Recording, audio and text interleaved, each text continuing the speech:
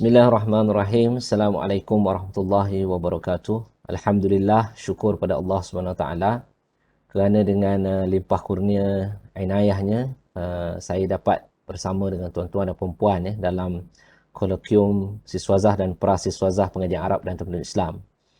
Pertama sekali saya ucapkan terima kasih dan penghargaan di atas jemputan Jawatan Kuasa Penganjur Kolokium kerana mengundang saya untuk bersama-sama membentangkan kertas dalam kolokium ini, terutamanya pada penganjur di Pusat Kajian Bahasa Arab dan Tamadun Islam yang dipengerusikan oleh Dr. Farid Mazin dan oleh semua guru-guru saya di Jabatan Pusat Kajian Bahasa Arab dan Tamadun Islam kerana nama lamanya ialah Jabatan Pengajian Arab dan Tamadun Islam.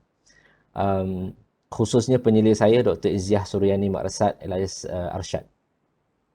Jadi pada hari ini saya akan berkongsi dengan tuan-tuan dan puan-puan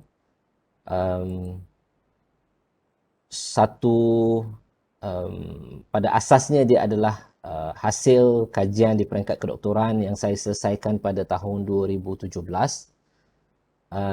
dan juga lanjutan sedikit penelitian terhadap teks-teks lain yang akhirnya saya rumuskan menjadi tajuk ini adaptasi sistem Melayu Islam dalam ketatanegaraan Melayu.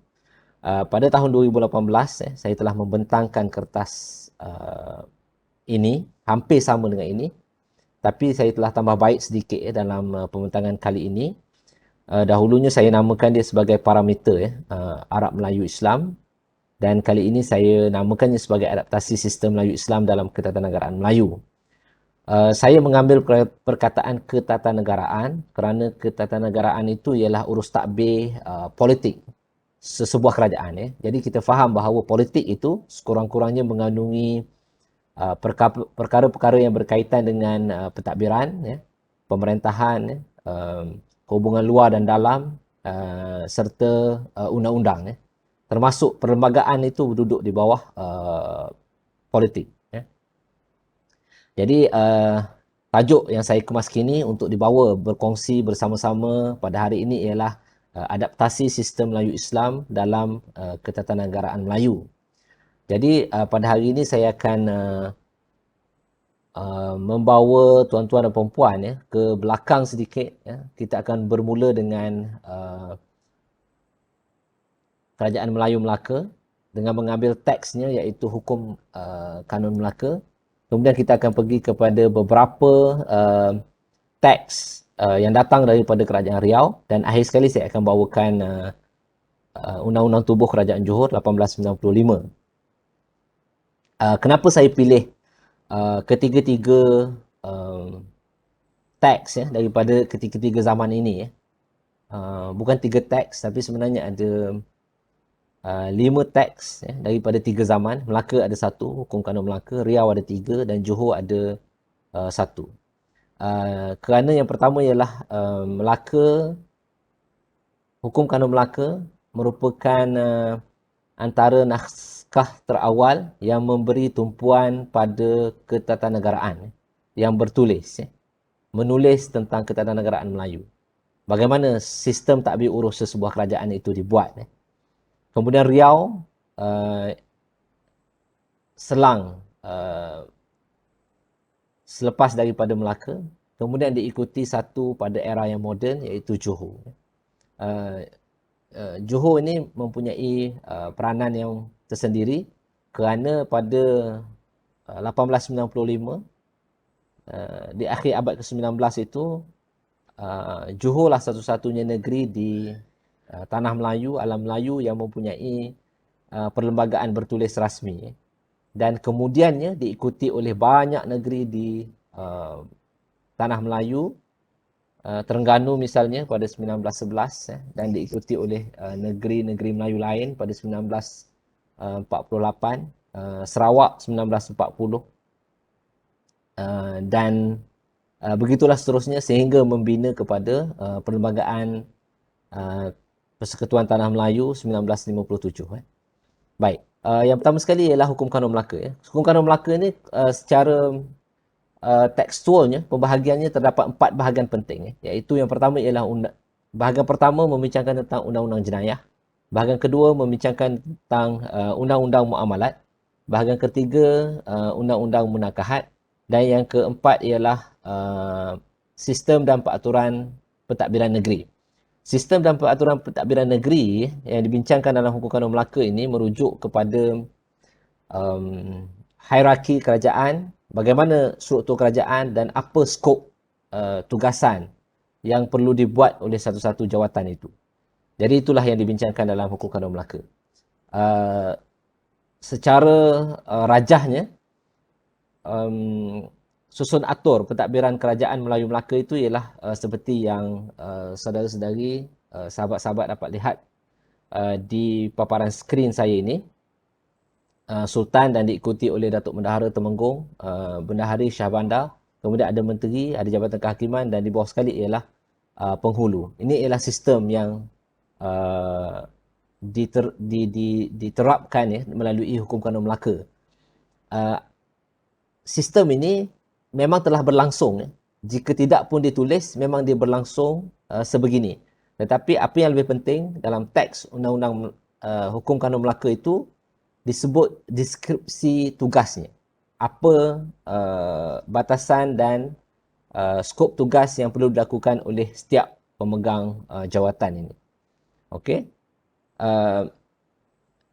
Jadi jika kita rujuk pada kajian-kajian yang memberi fokus pada hukum kanun Melaka, kita akan mendapati bahawa tidak kecil bilangannya yang mengatakan bahawa hukum kanun Melaka terpengaruh ataupun mempunyai kaitan yang rapat dengan undang-undang ataupun hukum Islam. Termasuk jugalah di bahagian urus takbir yang keempat itu, sistem dan peraturan pentadbiran negeri itu. Okey. Untuk Riau saya akan bawakan 3. Yang pertama ialah kitab Riau, daripada Riau iaitu Ath-Thamaratul Muhimmah Dhiyafatan lil Umara wal Kubara li Ahli Mahkamah. Karangan Raja Ali Haji. Dalam teks ini ada 3 pembahagian penting, iaitu yang pertama ialah Raja Ali Haji telah memberikan definisi dan penyuburan institusi raja. Kemudian bagaimana institusi kerajaan itu. Dan yang ketiga, mahkamah dan etika politik. Mahkamah, hukum pentadbiran mahkamah, bagaimana menguruskan mahkamah dan etika politik. Etika-etika yang perlu diikuti dalam menjadi raja, menjadi menteri dan apa-apa sahaja jawatan dalam kerajaan. Pada prinsipnya Ath-Thamaratul Muhimmah ini, nama ringkasnya ataupun nama manjanya Ath-Thamaratul Muhimmah, merupakan teks yang kita boleh katakan bahawa dia diadaptasi daripada karangan-karangan ulama'-ulama' daripada kerajaan Islam di bahagian Timur Tengah. Begitu juga dengan kitab yang kedua nanti. Yang kedua iaitu kitab Muqaddimah fi Intizam Al-Wazaif Al-Muluk. Yang ini panjang, nama sebenarnya panjang, iaitu Muqaddimah fi Intizam Al-Wazaif Al-Muluk khususan ila Maulana wa sahibina wa akhina yang di-Pertuan Muda Raja Ali Mudabbir li Al-Biladi Ar-Riyawiyah wa sair dairatihi. Yang ini juga dihasilkan oleh Raja Ali Haji dan dicetak di Lingga. Kandungan Muqaddimah fi Intizam Al-Wazaif Al-Muluk ini dia dimulai oleh muqaddimah, dimulai dengan muqaddimah yang memberikan maksud kerajaan dan apakah pengertian amanah. Kemudian dalam teks ini Raja Ali Haji memberikan membahagikan kepada 3 wazifah. Yang pertama ialah mau'izah fi wulad al-ijtihad khata', berkaitan dengan menjaga kepentingan rakyat jelata. Kemudian wazifah yang kedua ialah jaga daripada aduan orang. Dan yang ketiga ialah jaga kepada negeri semua peringkat. Prinsip yang dibawa dalam kedua-dua karya Raja Ali Haji ini, prinsipnya semuanya berasaskan prinsip-prinsip daripada Islam. Begitu juga dengan prinsip-prinsip yang dikemukakan oleh hukum kanun Melaka itu, tentang sifat adilnya, tentang kesaksamaan, tentang bagaimana mengambil aduan, bagaimana mengenakan hukuman, apakah langkah-langkah yang perlu diikuti. Jadi mempunyai kaitan langsung dengan Islam. Karya yang ketiga yang daripada Riau yang ingin saya sebutkan ialah Undang-Undang 5 Pasal. Undang-Undang 5 Pasal ada 5 fasal di dalamnya. Yang pertama ialah asal usul jurai keturunan Kesultanan Riau pada masa itu. Yang kedua ialah tentang adat istiadat raja. Yang ketiga, fasal ketiga dalam undang-undang ini membincangkan tentang hak pemilikan kawasan, dua kawasan yang bernama Tokong Pulau dan Teluk Rantau yang berada di bawah pemerintahan Riau Lingga. Kemudian yang keempat ialah fasal yang berkaitan dengan istilah diraja dan nobat. Dan yang kelima ialah lantikan wakil mutlak raja. Walaupun kita lihat ada percampuran dalam Undang-Undang 5 Pasal ini tentang hak pemilikan dan juga asal-usul jurai keturunan yang tidak berkait secara langsung dengan ketatanegaraan, tapi sebenarnya kedua-dua fasal ini, fasal 1 dan fasal 3 ini mempunyai signifikan yang tersendiri untuk diletakkan di dalam ini. Asal-usul keturunan ini, jurai keturunan ini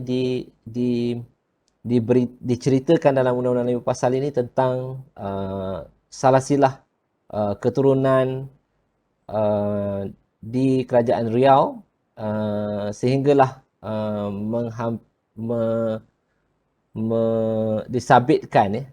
disabitkan kepada kerajaan-kerajaan yang bertapak di kawasan Johor dahulu. Okey. Jadi yang berikutnya teks yang kelima yang ingin saya bawakan ialah Undang-Undang Tubuh Kerajaan Johor. Undang-Undang Tubuh Kerajaan Johor 1312 Hijrah 1895 adalah teks moden. Teks moden yang telah mempunyai struktur yang lebih baik berbanding daripada 4 teks terdahulu yang saya sebutkan. Dalam Undang-Undang Tubuh Kerajaan Johor ini ada 6 bahagian utama. Yang pertama ialah mukaddimah. Dalam bahagian mukaddimah itu ada beberapa item. Yang pertama ialah seru bukaan. Okey, yang kedua ialah titah dan ada 3 kenyataan yang dibuat. Kemudian makna-makna bagi perkataan. Maksudnya tafsiran-tafsiran bagi apa yang dimaksudkan dengan raja, apa yang dimaksudkan dengan menteri, apa yang dimaksudkan dengan permaisuri. Semua tu dimasukkan dalam makna-makna bagi perkataan. Kemudian fasal yang berikutnya ialah raja dan kerajaan. Kemudian jemaah menteri, mesyuarat kerajaan dan berbagai-bagai ingatan. Di bahagian berbagai-bagai ingatan ini dimasukkan satu fasal iaitu menyatakan bahawa Islam itu ialah agama rasmi di dalam kerajaan negeri Johor. Jadi berdasarkan kepada lima sumber yang saya sebutkan tadi, satu rumusan telah dibuat oleh saya. Saya membuat satu rumusan bagaimana berlakunya adaptasi dalam sistem ketatanegaraan Melayu bersumberkan Arab, Islam dan Melayu. Iaitu yang pertama ialah daripada sistem pewarisan. Sistem pewarisan yang digunakan dalam kerajaan Melayu ini mempunyai kaitan langsung dengan sistem pewarisan yang mula digunakan dalam kerajaan Islam terdahulu, Arab Islam terdahulu. Kemudian konsep-konsep lain ini ialah konsep-konsep ketaatan, konsep setia, wa'd. Ada satu karya berkaitan dengan Sang Sapurba yang turut menceritakan tentang konsep kesetiaan ini. Kemudian yang ketiga ialah tentang limitasi kuasa raja sultan. Bagaimana had pada prinsipnya, walaupun kita melihat raja ataupun sultan terdahulu dalam kerajaan Melayu mempunyai kuasa mutlak. Bagaimanapun sebenarnya ada satu limitasi yang telah diberikan dalam peruntukan undang-undang.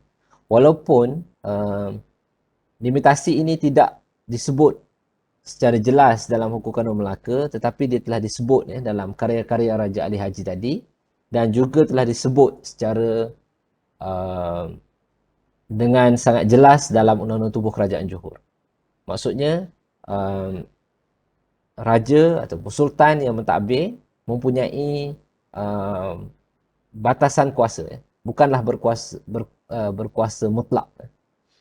Kemudian sistem agihan atau kuasa, sistem pembesar yang saya tunjukkan tadi, jika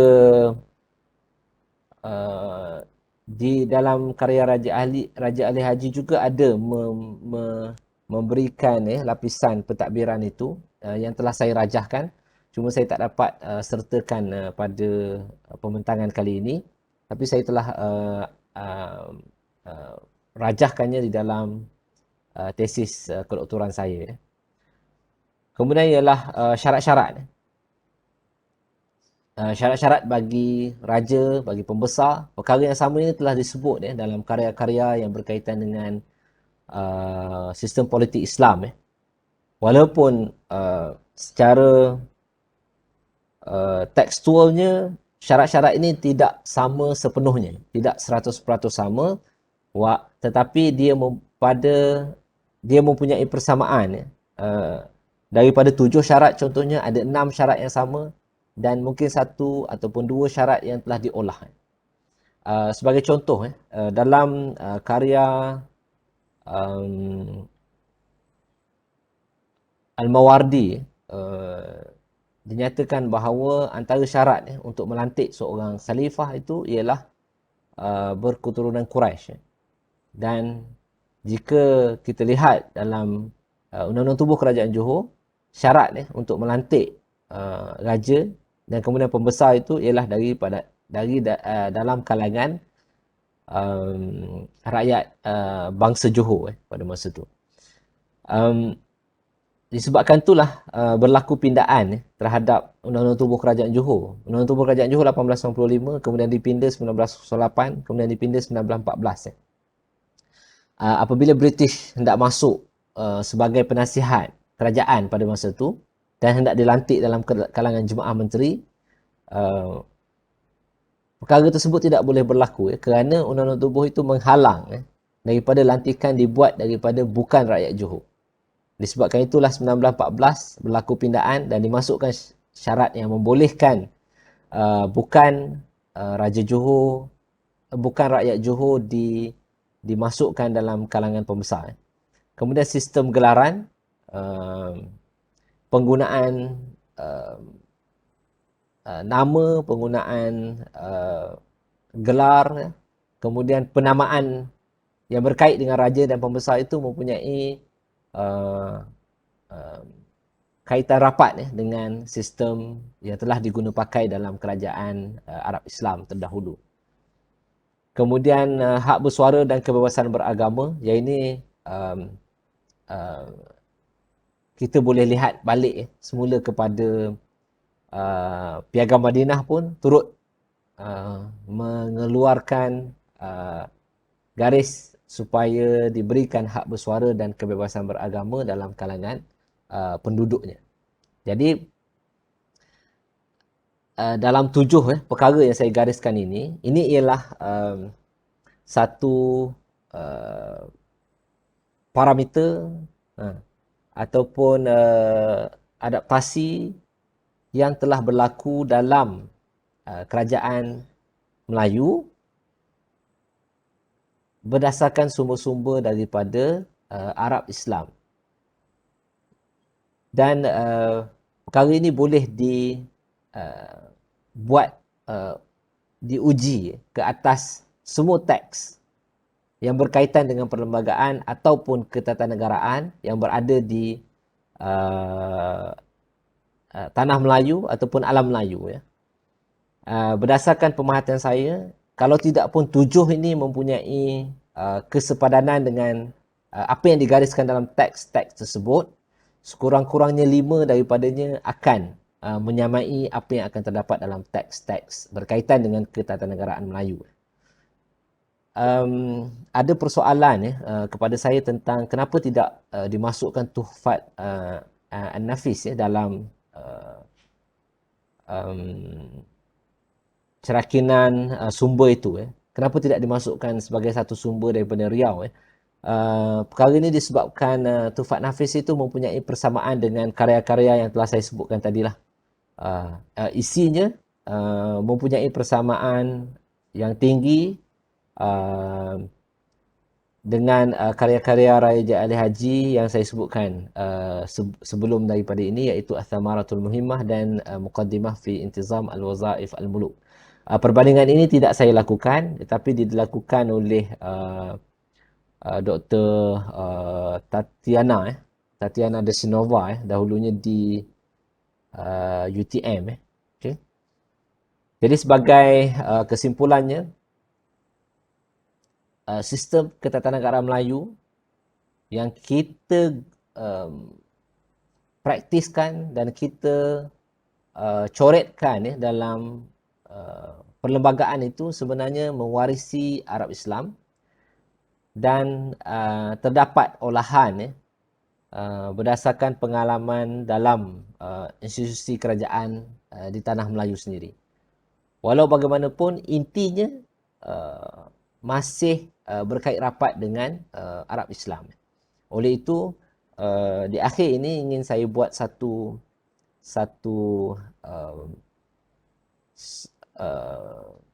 saranan kepada kajian lanjutan. Jika satu perbandingan boleh dibuat di antara undang-undang tubuh kerajaan negeri-negeri di tanah Melayu, daripada Johor ke Perlis, ke Sabah dan Sarawak. Kemudian kita lihat kepada Perlembagaan Persekutuan Tanah Melayu.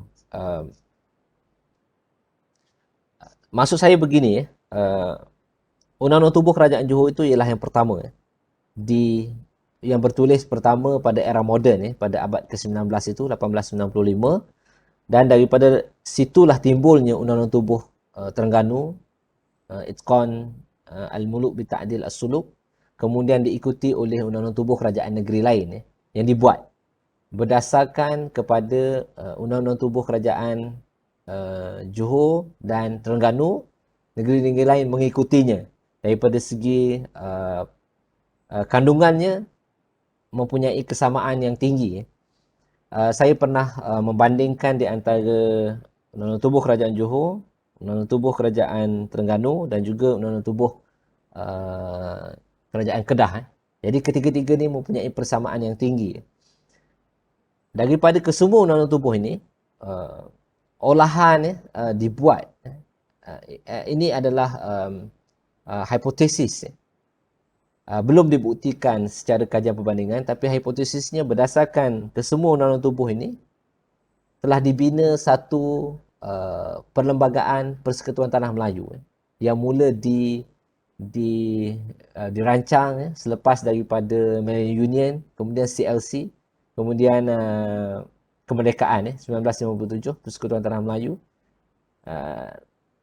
Jadi perlembagaan itu secara hipotesisnya saya menjangkakan bahawa dia adalah adaptasi daripada undang-undang tubuh yang telah ada di seluruh tanah Melayu pada masa itu.